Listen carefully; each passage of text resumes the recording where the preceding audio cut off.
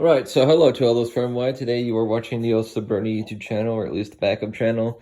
And today here I have 3 different hats that the Germans would have worn during World War One.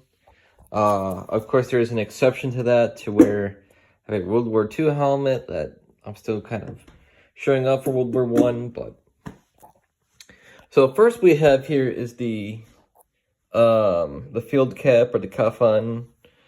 Obviously there was more hats and helmets than these. But these are your off-duty hats.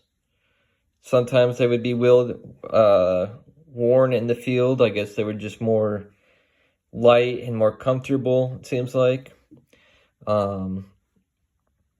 These seem to be... These were even in the Russian army during the Crimean War of the 1850s. But it seems like it stayed in the German army up until the end of the First World War. Unfortunately, I don't have any cockades, be they metal or be they cloth, for these. I did try to make some homemade ones, but they were too oversized, and I don't really have that much of a talented hand to make anything smaller with my stitching patterns, so it's kind of more or less abandoned at this point, unfortunately. Now we have here is the Pickelhaube. We have the cloth cover. Now under that cloth cover, we of course have the Prussian eagle, as well as the various other brass stuff that you see down there. As you can see, the Prussian eagle. So, and then what you can see here, I think, no, you can't, it's all the way in the back. Alright, well, never mind. But anyway, we would have the... So, obviously, the Pickelhaube would be...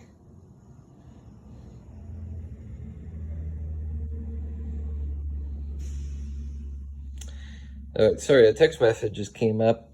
So, this is the Pickelhaube. It's stayed in service since, like, the 1840s, all the way up until the end of... up until maybe 1917, at least when it comes to the basic infantry of the German army. There would be more than just the Prussian eagle. There would be other emblems other than this one, but this is the one that I own. Then we have the Stahlhelm, my newest purchase, and it is green. I did try to purchase a World War One M17 helmet, but this is when Amazon was having their computer shut down and they couldn't get that helmet out, and that was like 89 bucks. So with this one, it was only like $54, and I was trying to prepare for Halloween, and then I realized my church was against celebrating Halloween, so it's kind of a useless purchase in that regard. But it's being repurposed for airsoft, the same thing with all of these. But this is the M35. Of course, this would be more of a World War II design.